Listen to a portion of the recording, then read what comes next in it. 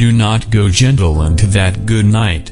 Old age should burn in rage at close of day. Rage, rage against the dying of the light. Though wise men at their end know dark is right, because their words had forked no lightning, they do not go gentle into that good night. Good men, the last wave by, crying how bright their frail deeds might have danced in a green bay. Rage, rage against the dying of the light. Wild men who caught and sang the sun in flight, and learned, too late, they grieved it on its way, do not go gentle into that good night.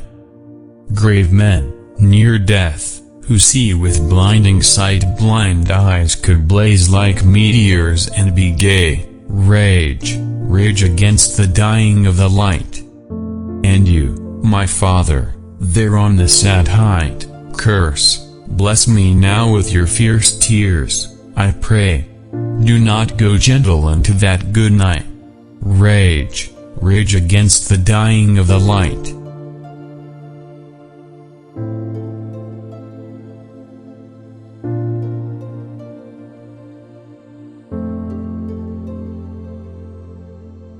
Time does not bring relief.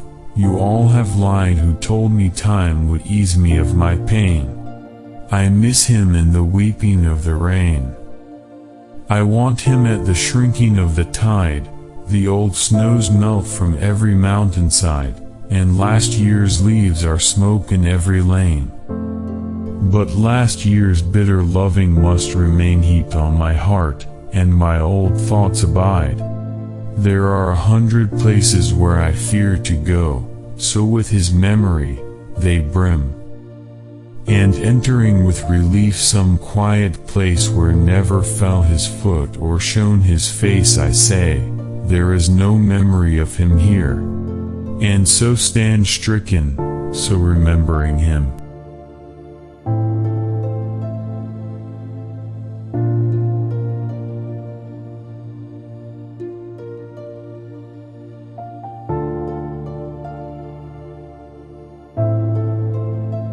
A simple child, that lightly draws its breath, and feels its life in every limb, what should it know of death? I met a little cottage girl, she was 8 years old, she said. Her hair was thick with many a curl that clustered around her head. She had a rustic, woodland air, and she was wildly clad. Her eyes were fair and very fair. Her beauty made me glad. Sisters and brothers, little maid, how many may you be? How many? 7 in all, she said, and wondering looked at me.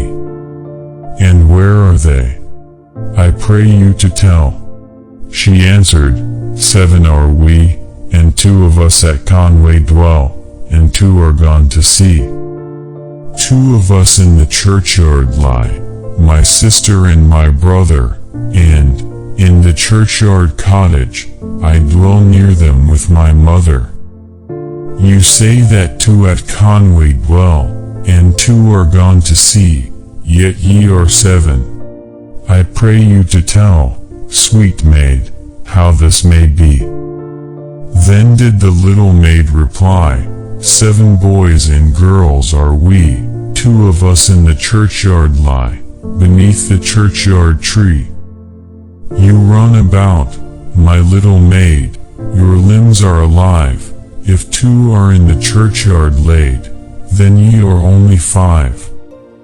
Their graves are green, they may be seen, the little maid replied, 12 steps or more from my mother's door, and they are side by side. My stockings there I often knit, my kerchief there I hem, and there upon the ground I sit, and sing a song to them.